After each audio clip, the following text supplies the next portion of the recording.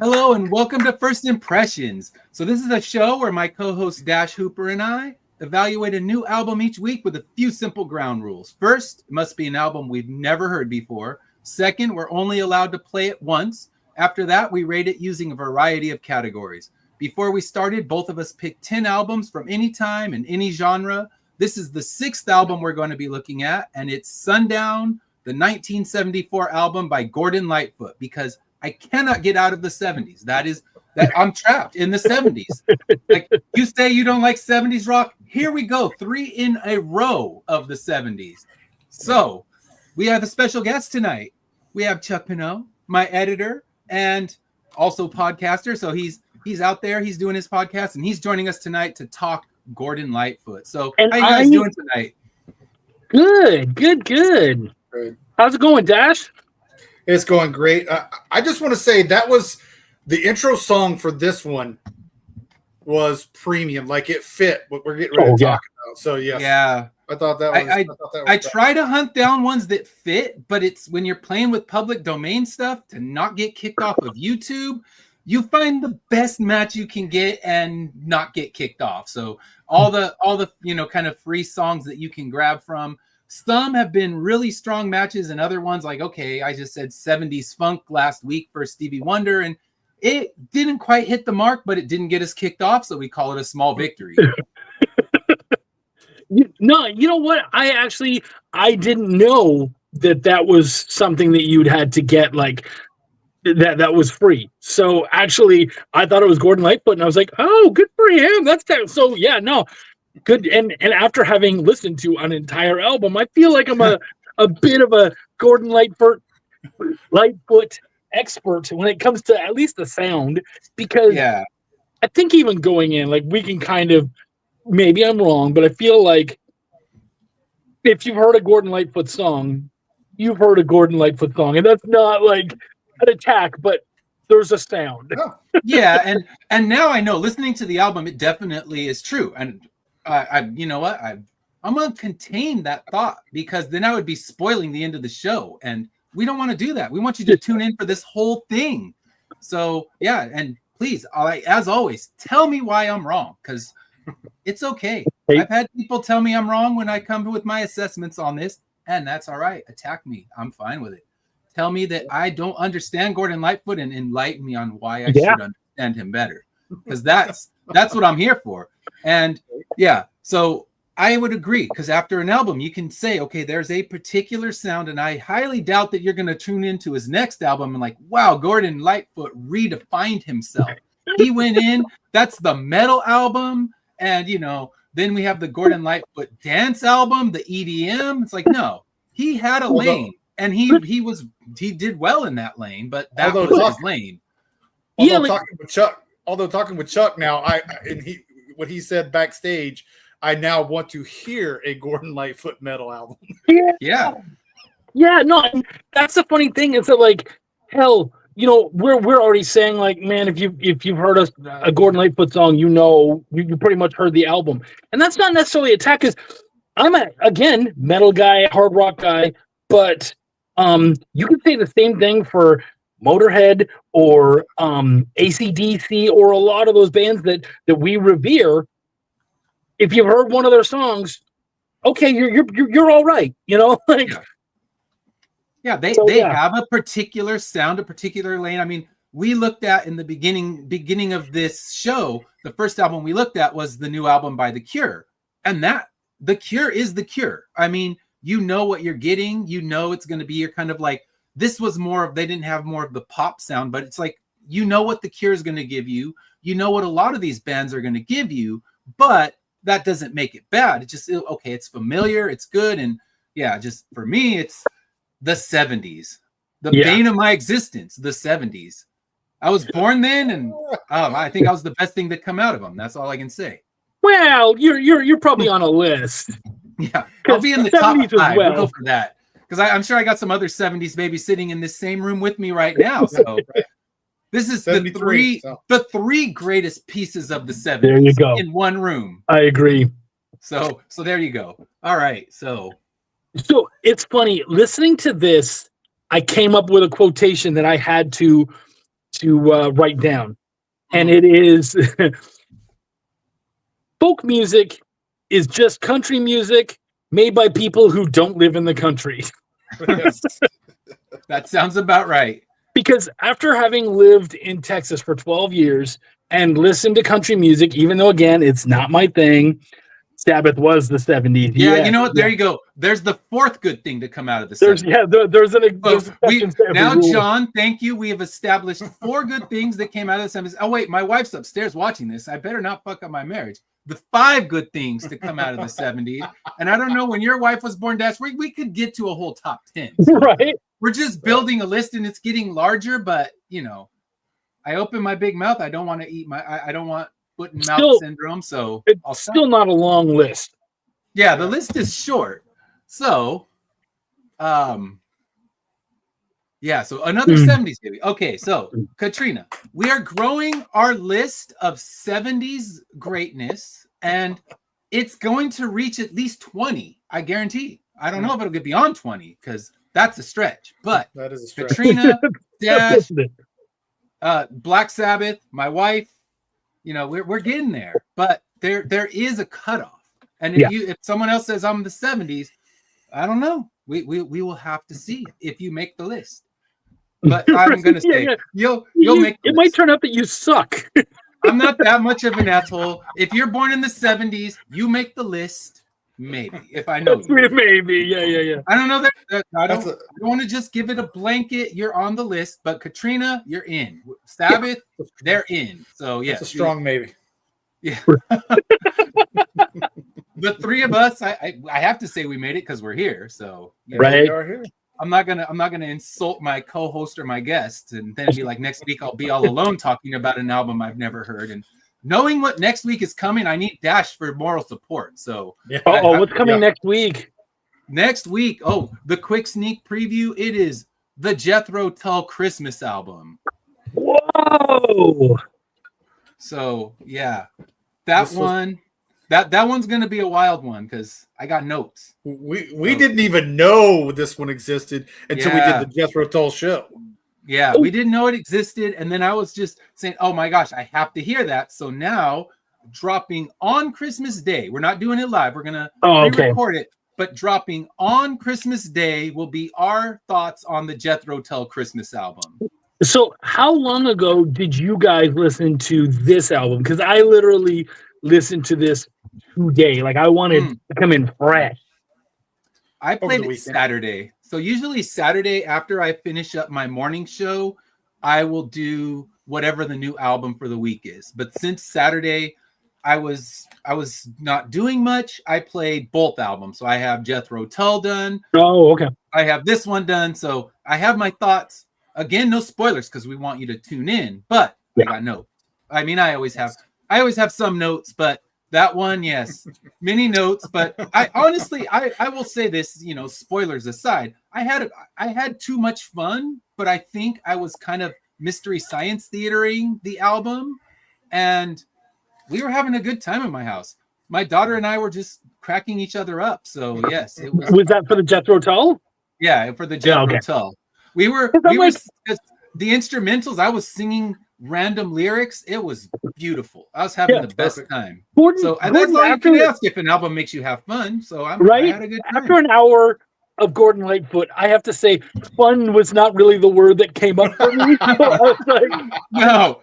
Look, Gordon Lightfoot heavies out there. I'm not coming at you, but I'm just saying, fun is not. You know, look, I'm a big Rage Against the Machine fan. Fun is not the word I would describe them either. So it's not an attack, but yeah. You don't say, that Rage album was a blast. It was fun. It was good old fun. It shook you, but it didn't make you want to get up and dance unless you want to mosh pit, you know, then. And I've been in plenty of Rage Against the Machine mosh pits, and they are no joke. Fun and Rage Against the Machine do not go in.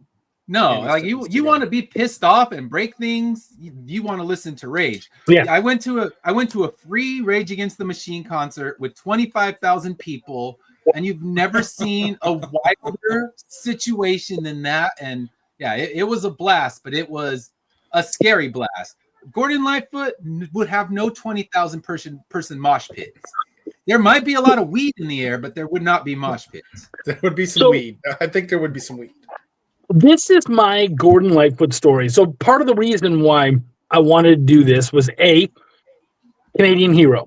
So, and I really didn't think I knew anything by him. Turns out I knew 2 songs. We'll talk about those later when we talk about the album. But so yeah, I was like, okay, I don't know enough about him, and he's a Canadian icon, so I gotta check into that. But also, I think one of his stories, he does not talk about his youth very often, but he had a sister who was much older than him. Like, he was just a little boy when she was getting married. And so he told this story of seeing Gordon Lightfoot before he'd really gotten big in, I think, like the outskirts. We live about an hour north of Toronto. So kind of in the outskirts of Toronto, he's playing this small wedding or whatever. And she was dancing, and my dad was standing on her feet and kind of dancing with her. And I just thought, that's a really cool memory. And because of that, I wanted to listen to the album. Mm-hmm. And it sounds like something I could dance on somebody's feet to. His feet too. Yeah, that sounds about right. So we're gonna start off. We always talk a little bit about the history of the artist. So I did a little research. So this one, I can say I went in with zero knowledge of Gordon Lightfoot, as we'll talk about when we talk about our history. But Gordon Lightfoot was born in 1938, and he's a Canadian singer-songwriter, folk musician, widely regarded as one of the greatest Canadian musical artists. And he was born on November 17th, 1938 in Orillia. I don't know if I'm pronouncing that right. Orillia, Ontario. And he had an early talent for music. He performed in church choirs and local festivals. And in the 1960s, he became a key figure in folk music. And he gained attention because Peter, Paul, and Mary and Elvis Presley covered some of his songs. So that kind of grew his reputation as a songwriter. And in the 70s, that's when he became a major solo artist. He had If You Could Read My Mind, came out in 1970. Sundown, the one we're talking about, came out in 1974. And then The Wreck of the Edmund Fitzgerald, 1976. And those were kind of his big 3 albums that cemented him as a storyteller and, you know, made people think of him. When you think of him, you would think of nature and the Canadian landscapes, because he talks a lot about those. In this album, he definitely brings in both those themes. So he earned numerous accolades, 16 Juno Awards, which is like the Grammy Award for Canada. And he has been introduced into the Canadian Music Hall of Fame in 1986.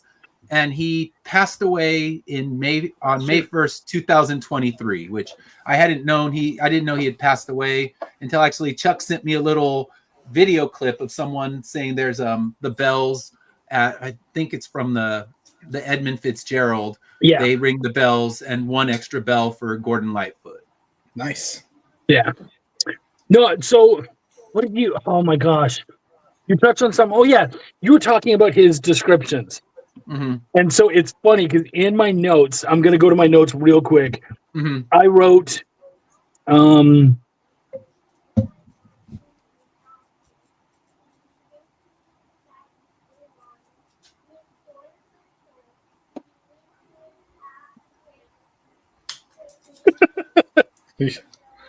right. So you wrote in your notes. Oh, sorry. Did you not hear me at all? No, not at all. Cut off. Okay. I guess when I disappeared, you didn't hear me. You held us with pins and neddles. We've been waiting. I know, right? We were right here. So, okay. So now I know I can't just go back to my notes. No, I wrote, if you're looking for a description of a place for one of your books or something, just pick the appropriate Gordon Lightfoot song, because he already wrote it better than you would. Yeah. Exactly. You can get it. You get it right from him. And the island he was talking about, I'm assuming, is a Canadian island. And probably. Yeah, I know everything I need to know about that island. I may never visit it, but like I said, I need it for a book. If I decide Immortal Era needs to be set on that island, I'm ready. You got it. Yeah. All right, so a little bit about the review. So this album, as we said, it came out in 1974. It was considered a shift in sound for him because he was more straight folk, and now this was more kind of folk / soft rock. And I imagine that, like, I could hear this playing on 70s soft rock radio stations. Mm-hmm. And of course, there were purists who didn't like the new sound. There's always the whiners, and this was pre-internet, but they've always existed. They just didn't have a platform like they have now. They probably found a way to put it on the internet, though. Yeah, they just scrolled it on the walls like, fuck this new sound of Gordon Lightfoot. Folk or die. No, it's I don't. It's so funny because really, like, when I listen to it, again, you can't, you're not gonna set the bar as Metallica for rock. You know what I mean? But yeah, it doesn't sound all that rocky to me. What I heard was a lot of like extra production. So you would hear wind instruments or some violins or something in the background. And I'm like, oh, okay, cool. So they're adding in orchestra and other stuff. But, really like, oh, this one went way rockier. And I'm like, fuck, what was the last album? Yeah, there was no rock, but I think the super clean production and kind of that addition of the strings and the flutes. Yeah. That's what the purist would whine about, because the purists, I mean, we're talking about the people who got angry at Bob Dylan when he put a backing band, because they want their folk to be a dude on a stool strumming a guitar. Yeah. That's their version of folk. So anything that's greater than dude on guitar, that becomes, sellout folk. So, there's always whiners. And apparently in this, when he released this, there was a little backlash from the pure, sit on your stool and play me songs about mountains people, that they weren't happy that there was a nice flute solo in the song. So this one, it was his highest selling album. It was the first and only one to reach #1 in the US and in Canada. Okay. So this one solidified him as an international star, and it had 2 huge hit singles on it, Sundown and Carefree Highway. They both had heavy radio rotation, and the Sundown actually went to #1 as a single, as well as the album going to #1. So yeah, this is still considered his greatest work, and has basically made it so he had a large career. So this was the one that set him up. And when it was released, it did receive pretty good reviews. Mostly you're looking at like the 3 to 4 star reviews. Rolling Stone said really liked the album. New York Times said it was his greatest achievement, and Billboard magazine also thought it was a triumph. So yeah, it received pretty good reviews, and in retro, like they do the kind of those revisionist reviews, it's actually gained some steam from that, because some of the initial reviews weren't as strong. But when you look back, you always get those ones that they look at it on some random anniversary and they're like, well, we might have been too harsh, and now with time it's actually gotten stronger with its reviews than gone down. It's funny because when you're talking about reviews like that, one of the best review stories I like is Jim Carrey talking about what is it, Ebert and Siskel and Ebert. Siskel and Ebert. And when his first big movie came out, they destroyed it. 2 thumbs down, just wrecked it, said terrible things about it, about him, all this kind of stuff, and just were brutal. And then several movies later, they actually brought him back up and basically said they did an all Jim Carrey episode.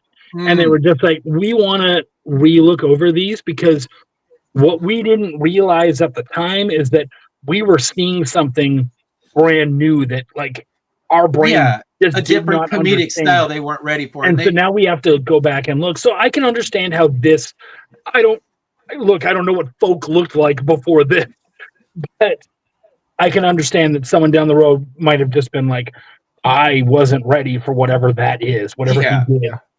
Yeah, like I said, folk was dude on stool. Like, all right, it's me, it's Bob Dylan strumming a guitar by himself, telling his stories, and I think that's what people wanted with their folk, and they wanted polish, they didn't want production, they wanted that rawness that would come. They wanted Joan Baez and Crosby, Stills, Nash. That's what they wanted. That's what they wanted. Just standing out front or on the stool singing. That's what they wanted. Yeah, the singer-songwriter thing. And I mean, really, looking at it from my point of view, I wouldn't see what they're whining about. But then again, they're not one of the good things. The whiners aren't one of the good things that came out of the 70s. They're not going to make the top 20 list. Definitely not. You're not on the list, whiners. Yeah. So pissy pre-internet whiners, you didn't make the list. As always, fuck the haters, guys. Doesn't matter what era. We hate the haters. Favorite. So. That's my favorite. Yes. All right. So let's talk a little bit about our background. So I'll go first because mine is nothing. I knew nothing. I didn't know the name. I didn't know the songs. As I listened to the album, I realized I knew a song by him. But that was as far as my background knowledge goes with him. So, Dash, what's your background? Because we heard Chuck with his story and his dad and the dancing on the feet. But what was yours, Dash? What's your connection with Gordon Lightfoot? Just like we talked about, we got a familial tie, just like Chuck. This was, my mom loved Anne Murray. My mom loved, the folksy. And so that's where I even learned of Gordon Lightfoot. Now I didn't listen, to when she would sit and listen to her albums. I never really sat and listened to them like I did with my brother. When I was listening to Jethro Tull, when I was listening to Sabbath, when I was listening to all the 70s. But it wasn't, and it was. I don't tell this story to a whole lot of people. I share the same name as his first name. That's my first name. So that was another issue, but I think it was why I put this even on our list was because we called that when I was telling you that I watched the remake of Salem's Lot, and Sundown was in Salem's Lot in the remake on Max. So I think that was one reason I was like, I've never heard the album. So that was one reason. So that's my history, is just a familial tie with my mom. Yeah. And I've heard songs like you said, here and there. Mm-hmm. You've heard songs, but never listened to a complete album. Not one complete album by Gordon Lightfoot. Well, yeah. So to add on to my history a little, in Canada we have something called CanCon, Canadian Content, and I think it was really smart in order to not have our airwaves completely beaten down by American music and American shows and all that kind of stuff, to still allow our artists to thrive. There's a certain amount of content that goes on the airwaves that has to be Canadian, and it follows it. Canadian producer, Canadian company, Canadian written, created, like it requires a bunch of that stuff, including, especially with music, it's like singer, songwriter, and it comes on some kind of point system. And of course, so when you're listening to the radio, there was more than enough Canadian content on there that I knew some songs would come up and I'd be like, oh, okay, I could never have named a single Gordon Lightfoot song, but I did know two of them on here, and I'm certain it's because of CanCon. Yeah, that would make sense. Yeah, and I've heard about that. Yeah, they have a specific amount of Canadian content that has to be played. I like it. And yeah, I mean, that's good because you showcase what's local, and it's not, like you said, it's, there's no American invasion, no British invasion that completely takes over the airwaves. That shit will still come. Like, we're still going to get all that. It's just that they're making room for our own, which I think is wonderful. And I'm sure they still play Nirvana and Oasis and all the things that came over. Probably missed out on any of that. Got played here and got overplayed on so many of them. So one of my favorite country artists is from Canada, Paul Brandt. Okay, did not know that he was from here. Yeah, one of my favorite country artists. So that's cool. He doesn't play anymore, or at least around on country music around here. But I know he's still active up in Canada, and still does shows. And cool. Yeah, so I don't know that artist either. So maybe if he puts a new album out, then you can throw it our way, and we'll play that one. I will look. Yeah. All right. So now we're going to talk about our overall thoughts on this album. So I will let you two go first. So Dash, what are your overall thoughts with this album? Okay. I thought again, if you guys have been watching this show, if the beat gets my head bouncing like this, I'm going to be into it. Well, it started off great with Anytown US or Yeah. somewhere USA. Yeah. Somewhere USA. I thought that was really good, but somebody hurt this man. Somebody really hurt this man. And you could tell it in a lot of songs, and that's what folks. I mean, we talked about folk is it's all about the country or the scenery, and just like John Denver and all those people. But yeah, this album, somebody hurt him really bad and cheated on him to come across the way that. But I listened every song. To me was well written. Well, the music was beautiful in each song to me, and you could. I mean, it was smooth as far as the sound goes. Very smooth. Very. I think there was only one time I caught electric guitar. Like everything else was like we talked about was winds and strings and acoustics. His great sellout moment. How dare you play that electric guitar? How dare you? But blasphemy of folk. I just thought it was a well done album, and even though he was hurt, there wasn't a lot of songs that were like we talked about last week with like breakup songs and they're down and they're low and they're slow and they're melancholy. I don't think any of these were really. I would call that.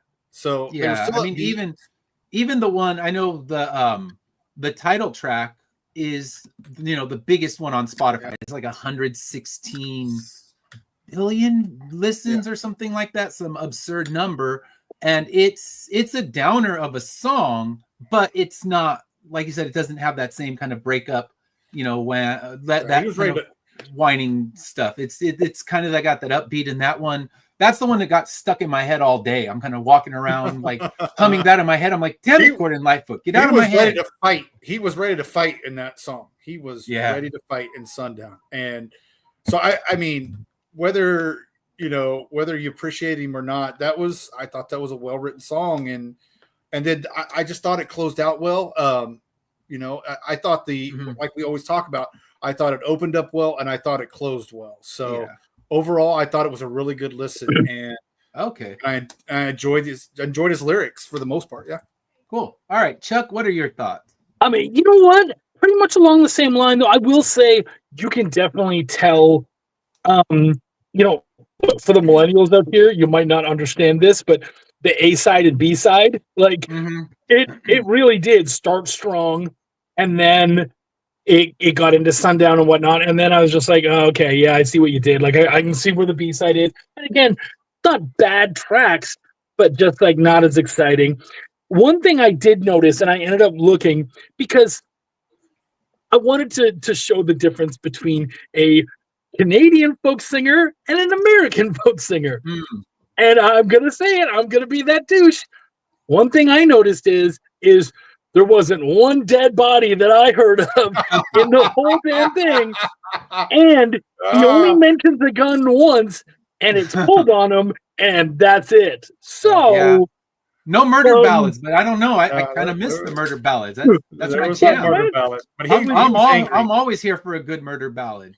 Well, I know. By the end of it, I was like, you know what? If Johnny Cash could just storm in and kill a motherfucker, that would be great. Yeah, I'm here for that. Sundown would have been the song to do it too. Sundown bring in Johnny Cash. And I think Sundown's actually the one that mentions the gun. Is it? Yeah, okay, it is. I don't remember. So yeah, I was telling Dash, like, this album, I bought it in the used bin. It skipped like hell. It was like the worst album I've bought, so I had to play most of it through Spotify. But yeah, it didn't have the lyric sheet either, so I was having to bounce back and forth. So it was a pain in the ass. So I didn't get as much from the lyrics as normal. But for me, we've already talked. If you've been watching this, you know the 70s are not my jam. We just established there's only 20 good things that came out of the 70s, maybe 25. We can fight and increase the list. And the first two tracks are so 70s that I was just damn it, this is gonna be the worst listen ever. I'm gonna have to fight through this album.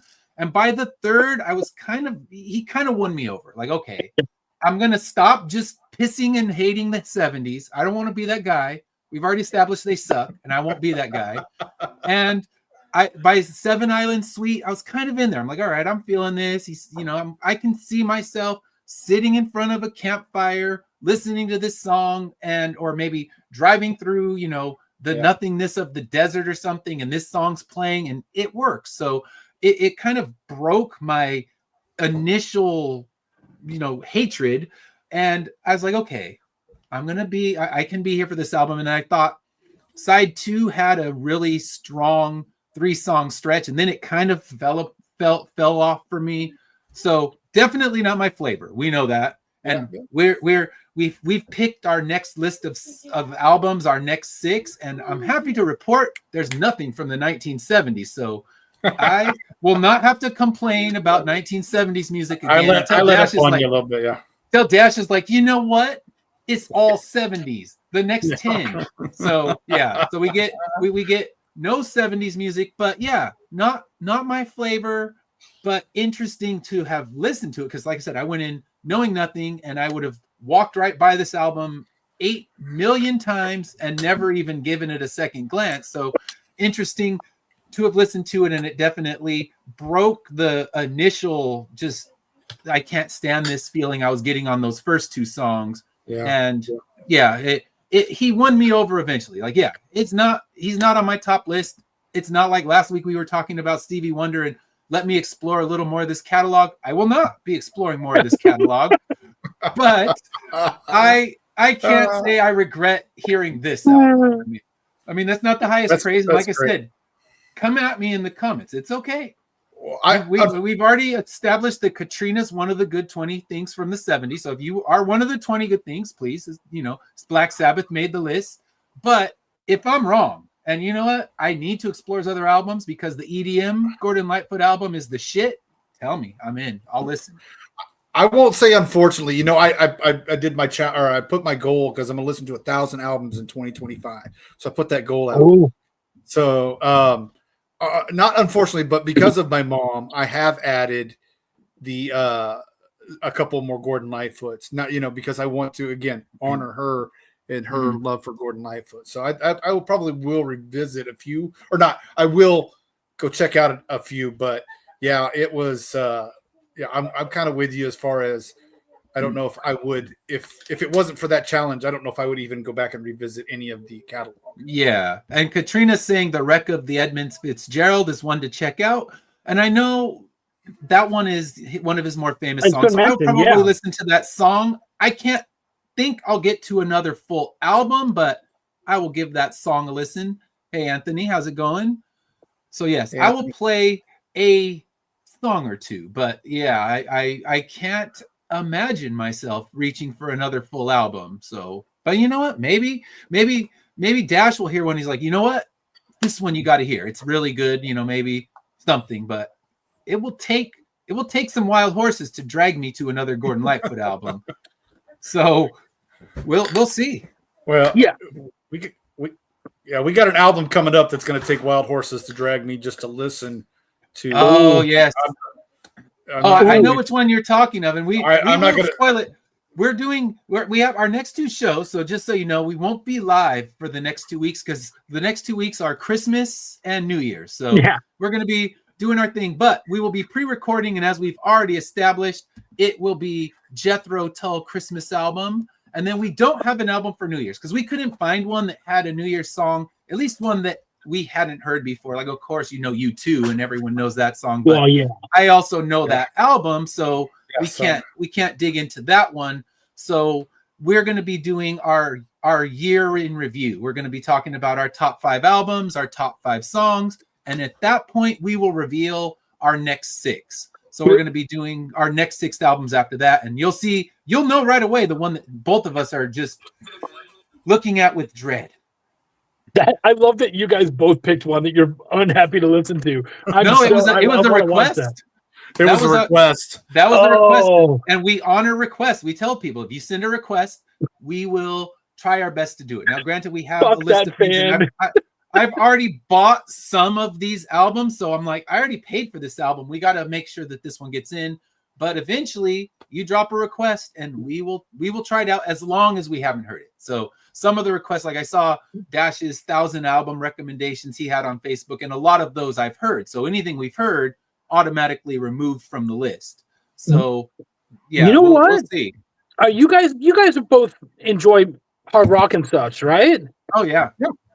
Okay, cool. I think actually I do have an album that I would actually love. Most people have not heard it or skipped past it, and to me, it's gold. And I would love to hear what you guys have to say about it. So, yeah, I'll write it down and I'll mention it. Yeah, that sounds good. And I know that Pops, who streams this on his network, he was wanting us to listen to the Elf album, which is Dio's first album, his first solo album. Oh yeah, that's right, Elf. So that one is on our list, but like I said, we've already pre-established and pre-bought some of our first 10, and we're already shuffling some out because we want to focus on if there's a new release that's kind of new and interesting and people are talking about it, we want to focus on that. That's why the first 2 that I picked were brand new albums, and then we're looking for anything else. And then it goes to the requests, but also let's not waste the ones that we already purchased. So we'll be announcing our next 6 on our end of the year review show, and then we'll start diving right in. So one of them, my first one, is a newer album. It was released only a few months ago, and then beyond that, it's actually another Canadian artist. So there you go. Yep. What did Drake make another Beef album or something? Oh no, this one's I mean, if we could get, I know we could probably get some big views on that one, but no, this one's a Canadian artist no one knows, and most people in Canada don't even know they're Canadian artists. So, I'm gonna need to hear that.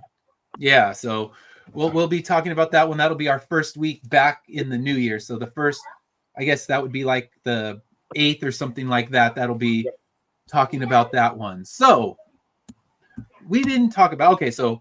Next thing we'll talk about is our favorite track from the album. So what would yours be, Dash? A lot of people are going to be like Sundown. I like Sundown, don't get me wrong. But the one that really stood out to me is There Anyone Home? And it's I just love that song, and it really because we'll talk about lyrics here in a minute, but that one really hit me. And Too Late for Praying, for some reason, those two, that's the last song on side B. It just really hit me in a special way. And because most people, like we talked about, they know Sundown, they know Carefree Highway, but man, Is There Anyone Home? That's probably the best song, and I wish that had been released as a single, because I feel like people are missing out on that song. Okay, Dash, it's insane. The one lyrics I wrote down were for "Is There Anyone Home?" It is actually a really good song. It has really great lyrics. The lyrics here, like I'm excited just to read them. Like, it's actually like it's a beautiful song in its own way, but also like hopeful. Whereas there was a lot of like desperation and kind of sadness. This was a really, like, even just listening to the song, or the title, that's probably another sad one. But actually, there's some really beautiful lyrics in this one, and it really is nice. Like, this is one you want to sit down with the lyric sheet, this song especially, and listen to all the way through. Dash, I'm with you on that 100%. Okay. Good song. Yeah, I liked that one too. For me, the first one that grabbed me was The Watchman's Gone. I liked I liked the narrative. I liked that, it had kind of the different metaphors of what, getting on the train could mean. And, a lot of it, that's definitely the folk thing, like getting out and breaking free of the shackles of, society. And that one kind of worked for me. And it was opening on the B side. And like that, by that point, I had kind of thawed on my initial just no more, I can't take this. And that one, I really liked that. So what was one that caught you, Chuck? So Carefree Highway and Sundown, both of those are the two songs where I was like, oh shit, I know these, and I'm bopping away. And actually, I liked the first track. Just a sec. That Anywhere US or Somewhere USA. Somewhere USA. Somewhere USA. Sorry, I had to flip notes real quick. Somewhere USA. Really, really dug that one. And yeah, of course, Is There Anyone Home? Like those four for me really, really hit it. A lot of the other songs, they were just like they were there too. You know what I mean? Like they're good, and if you like that stuff, you'll enjoy it. But those were the ones that kind of jumped out. And I remember listening to Somewhere USA, and I thought, there was a cadence to the song that felt almost like waves. Where I was like, okay, yeah, and you could really feel that one as he was singing it more than probably any of the other songs.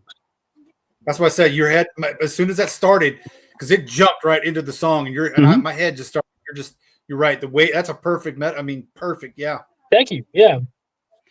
Yeah, an opposite feeling for me. It was like all the colors in the room muted and everything started to look like an episode of a 1970s TV show.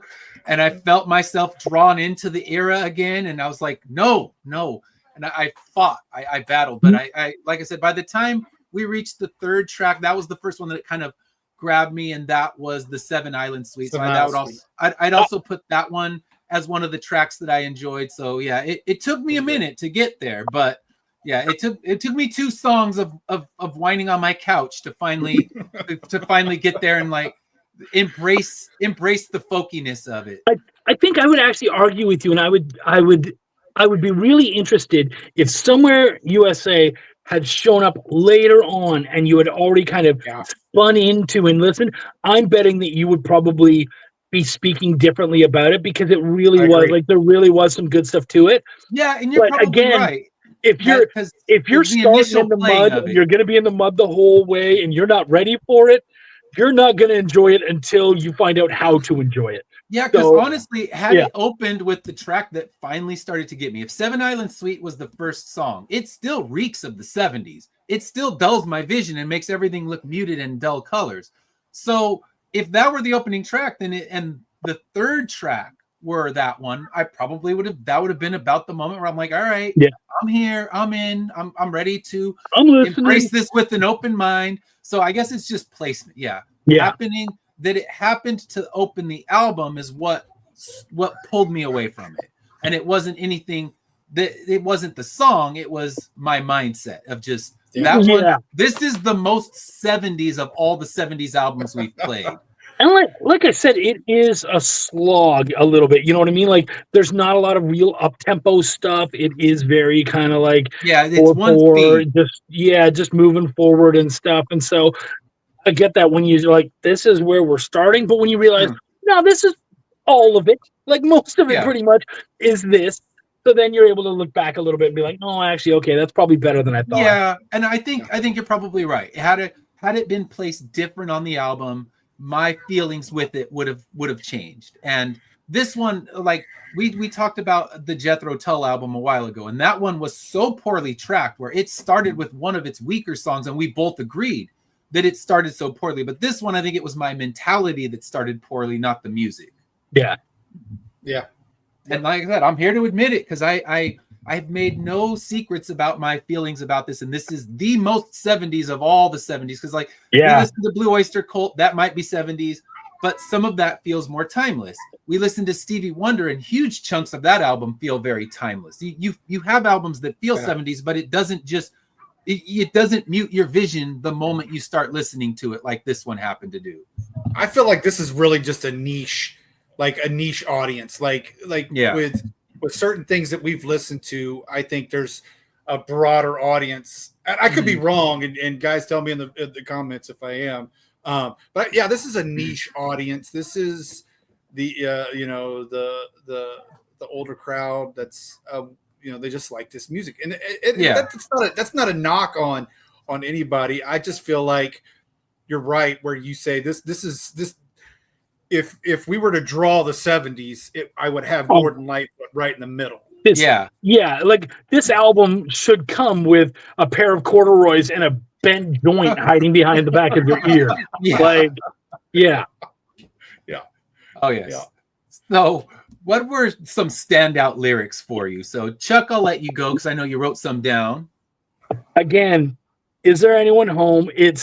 There's a light around you. I've come to switch it on. It will brighten every room. Don't be ashamed if you feel a whole lot warmer in your heart. And I was just like, dude, the person they are talking about, first off, they're obviously not in a great place. Yeah. But he's just like, dude, if you could get there, you would light up a room. Like you are just so amazing. I want to see you there. I want your life to get better. And I was like, fuck, it was so hopeful and beautiful and Yeah. honestly, kind of what I needed to hear right now in my own life. I was like, oh shit, Gordon. You got me, motherfucker. You got me. Yeah, it was that hit right here. Yeah. I had lyrics from that one too. So yeah, it's crazy. I think all three of us grabbed those. It starts off. I mean, just the start. I mean, and I want to piggyback on what Chuck said. Is there anyone home in this house made of stone? Anyone inside know my name? I've been around for a half 100 days. Never saw a door shut. Man, it just, you're like, he's getting ready to tell you everything. And I'm immediately, as soon as that song started, I'm just like, I did my old rest the chin on the hands and just listened, because I knew the minute that opened, I was already in. Yeah. And to piggyback the lyrics that he quoted, I mean, you're just, God, that's what I said when I said this was my favorite song. It's a beautiful, and this needed to be a single, because I think lots and lots of people need to hear this song. If they need to hear this song. Yeah. So I had those same lyrics, so I'll go for one of the other ones, and that was the Too Late for Praying, where he said the rivers run high and the tears will be dry when it's too late for praying. So kind of saying there's no chance. We're kind of doomed. So it's kind of his darkest lyrics, even though the songs all feel kind of, I guess folk just kind of has that optimistic feel. Even if it's a murder ballad, you're still like, it still feels kind of happy. Oh, he just slaughtered that woman and drowned her. Bummer. But I'm still in the folk zone. So I think the lyrics are darker than the song sounds, but I like that whole song, and it's almost that hopelessness of what's going on in the world, and some things never change. 70s hopelessness, 80s hopelessness. I mean, you get that bleak feeling of nothing can change, nothing can get better through all the eras of music. So nothing's different on this one. So I liked those lyrics, and both the ones that you guys said were also ones that I had. So that song definitely hit when all three of us grabbed lyrics from it to put down. Let me add on to Too Late for Praying. All the children of today, nothing left but promises, nothing much is certain. If this wasn't if he wasn't an oracle or reading the future, I mean, and then it goes, all we see is want and need across the land or the board. All we see is want and need across the board. I was a pup when this song was written, but it still holds true. It still holds true to man. And that's why it was one of my favorite songs on the album as well. I got a little tear running there. Yeah. That shit is deep. And talking about the timeless aspect, those are timeless lyrics. Yeah. You put those, you have someone else sing that, you have a Post Malone come in and sing that and do his own version, or an Ed Sheeran or something, and don't tell them it's a cover, and everybody's just gonna be like, this guy's fucking brilliant. Like, what they're gonna think you got deep. To it right there. This is today, and you're like, no, this is mid 70s. Mid 70s, nothing's changed, sadly. We're still sitting here, because even we were talking about one of our previous episodes, the Jethro Tull one, and he was talking about the global warming, and for him it was global cooling that they were worried about in the 70s, but it was the same our environment's fucked message that you could hear today on any new album. The feeling of, oh crap, we're wrecking our world, that hasn't changed. And that album was, I believe, 1976. So these thoughts, they don't change. And that's the sad thing. Is like you said, you could hand them to a new artist and no one's going to feel like, oh, that's definitely a 70s song. You play it in its version now. Yeah, it's everything on this album screams 70s at you, but the lyrics don't. You could move the lyrics to somebody else and they could feel more timeless. I mean, granted, there's those, kind of road trippy lyrics that are thrown in there, and those definitely would feel more 70s and more 70s folk. But songs like this one, they can resonate through any time. I mean, you could play them. Maybe in 100 years when the world's fixed, they won't resonate. But I feel like that's wishful thinking for sure. Yeah. All right. So now we come to our skip this song section. So Dash, did you have any ones that you would skip on this song? I liked all of them, but I have some least favorite. Circle of Steel was all right. I don't know if that was like my favorite, and probably The List. Those were just all the songs were good. So I probably, again, like we talk about this, it's not a CD that we can just pick up and or push the button and we move on to the next song. I would leave it. This is kind of those ones where, like you talked about before, where I might zone out for just a second and then come back when I hear the songs that I want. Yeah. But I wouldn't say skip, because somebody might like Circle of Steel and be like, that's the greatest song in the world. That was my skip. And not only was that my skip, but I'm listening to it and I'm reading the lyrics and I'm like, worst Christmas song ever. Yeah. So that's my skip, because I'm like, fuck. I mean, I know people talk about that song Christmas Shoes being depressing, but that's because they haven't heard Circle of Steel. Circle of Steel, I mean, that's like a fucking joyride compared to Circle of Steel.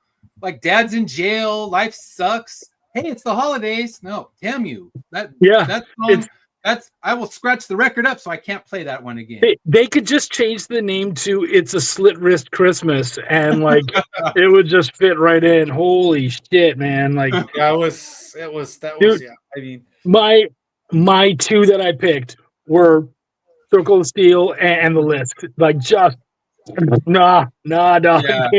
can't do it. Yeah, that's so funny. Dash, you're my new best friend. We are best. We are.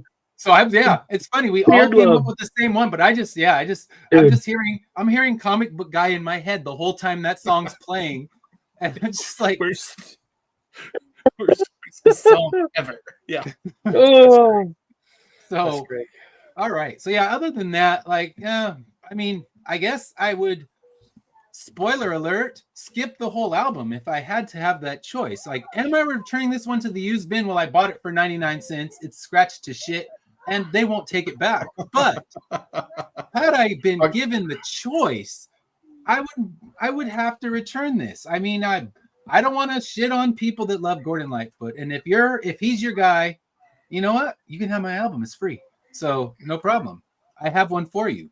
But I mean, it's just, I appreciate the songwriting. I appreciate the lyrics. Some of these lyrics are deep and beautiful and poetic, but it is not my flavor. So, no offense to the Gordon Lightfoot fans out there. And I don't think there's anyone going to attack us. I think this is one episode we'll be safe.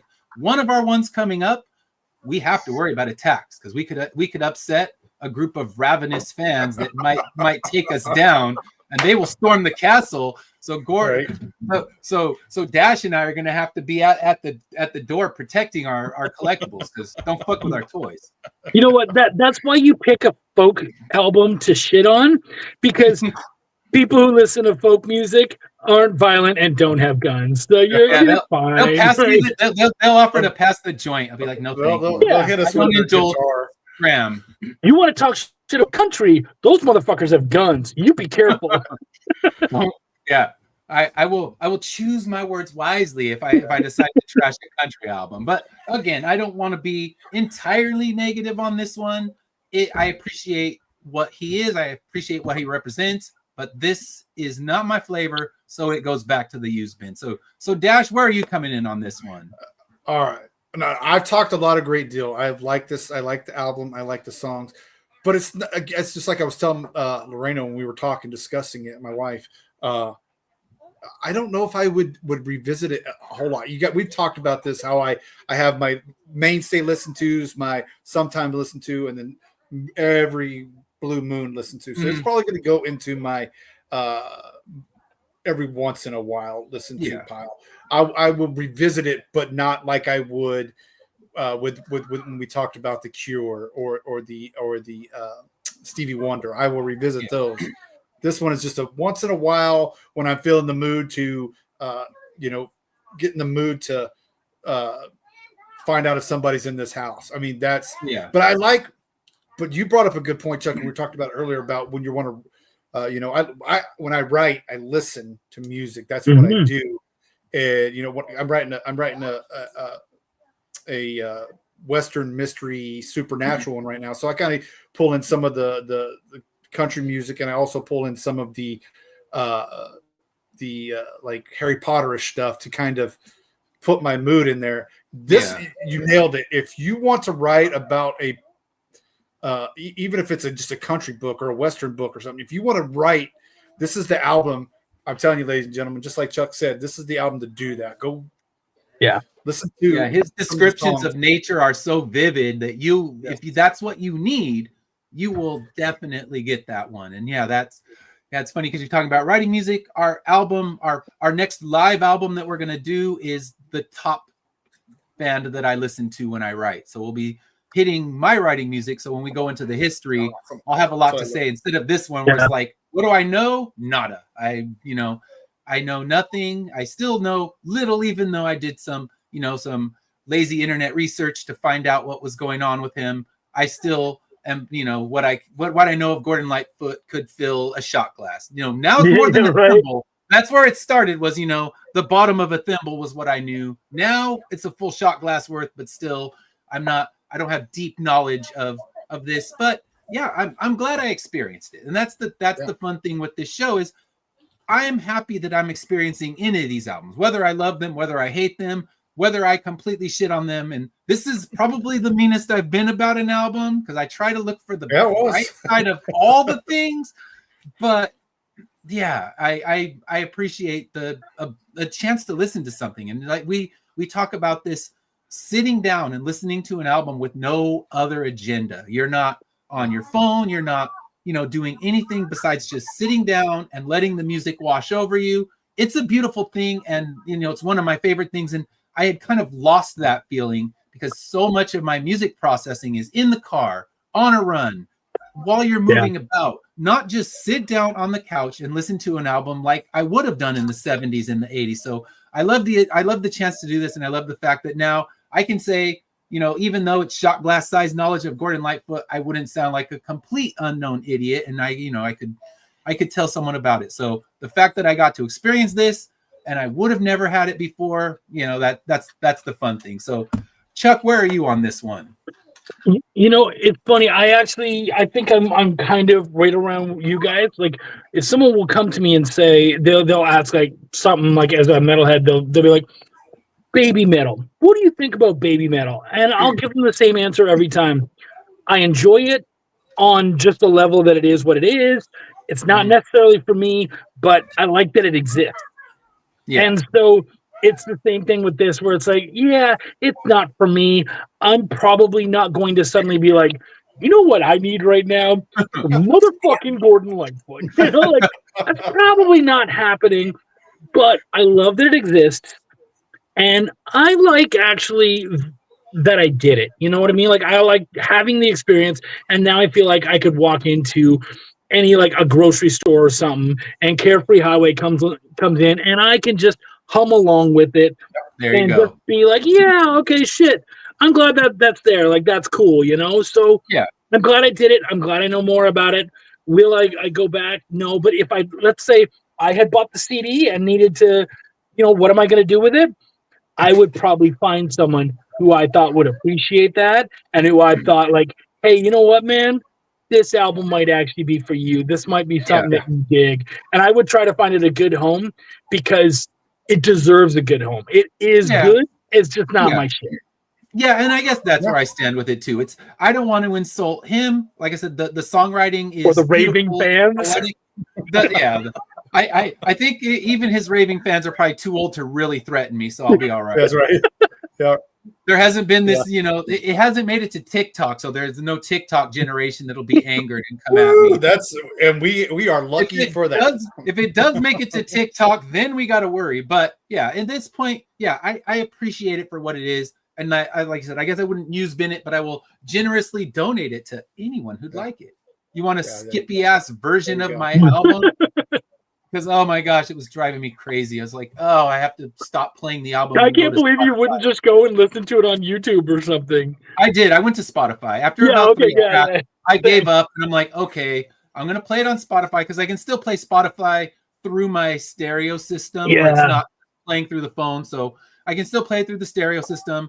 So I played it that way, and yeah, it was better than nothing. But it's just frustrating when you buy an album and it's just garbage. So it was so, and it didn't look bad. I looked at the surface of it when I was in the record store, and I thought, okay, this one seems like it'll be okay. And it was just noisy and skipping. Yeah. So yeah, that was the frustrating thing. So probably another reason I was so grumpy at the first 2 songs is they were skipping so much. Right. It wasn't until the third that I jumped into Spotify. That'll turn you off, real quick. Yeah, so I think that could be another reason because like Chuck said, retrack it and I'll probably in a different place. You know what I would ask, Ed, is after we've all done this, at the end of the night, I would go back and I would give Somewhere that song, Somewhere USA, I would give it one more listen. Yeah, I'll give it honestly, I would give it one more listen. I think you'll find it doesn't suck near as much as you thought it did. Okay, yeah. So it's still 70s as much as I said it did. Oh yeah. You're not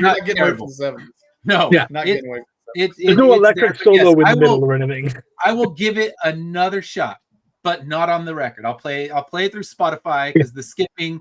I won't survive another try to play of that album with all the skips. I would have to play it through Spotify or upgrade it because there's nothing more frustrating than an album that just keeps ticking and popping and jumping. Yep. You're missing a whole chorus. So yeah, that's the worst. So next week, we have already spoiled it, but next week we won't be live, but you can still drop your comments. You can still tell me why I'm wrong because I'm gonna have a little fun. I'm gonna say exactly what was happening in my living room when I was playing this album. And my daughter and I had a good time. I'll have to say it. We had a fun time with this album. Probably not the kind of fun Jethro Tull intended, but that's all right. Fun is fun. He got my $30. I bought it on Amazon. So the good news is it didn't skip once. So at least did they win a Grammy for this album too? No, they didn't. They didn't beat the Vandals' Christmas album out for this one for best punk rock album or something. I keep looking at this cover and I'm waiting for Jacob Marley and the 3 ghosts to pop out at us. Man. Yeah, as you can see, it's not happy Christmas music. There are no reindeer. There are no Santas. Yeah. So yes, we got. But there's also no steel circles, so maybe it'll be better. Yeah, because that is definitely the most depressing Christmas song. And I hadn't heard it before we did our Christmas song show on Saturday because this one would have made the list. It would have absolutely made the list, but I hadn't heard it, so it didn't get the chance to make the list. It's one you got to talk about next time you do a Christmas list. Oh, that's on next year's. It's on next year's. Right? Next year's, Dash and I will both be ready. Yeah, we took on Christmas music, but the fact we didn't know it existed saved this one from because there is no more depressing Christmas song that exists. Like I Slit Your Wrist for Christmas. Chuck renamed it the right way. Oh God, that's funny. That is so true. 2025, watch out. Right? Slit Your Wristmas. Yeah. So Jethro Tull is downright cheery in comparison. So we look forward to it. Medieval Flute Rock Christmas. Let's go. That's great. Next week. Great. Tune in. Tell me I'm wrong because I might be spoiling. But hey, you can hear. I don't know if I wrote down any of the weird lyrics that I wrote to some of the songs, but I'm sure I can recall them. And that's what I'm waiting. So when we do the live show, or not the live show, but when we record this, I'm ready to hear some of the lyrics. Yeah, and I was singing it full on as a pirate. I was having a damn good time.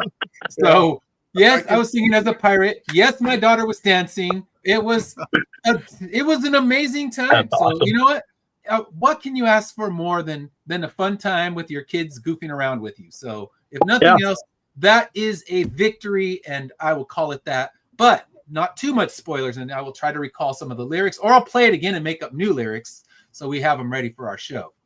So Awesome. Thank you all for tuning in. Please like, please subscribe. We'll be back. And if you ever want to join us on this show like Chuck did this week, all you got to do is send me a message and you can choose which album you'd like to come in and talk about.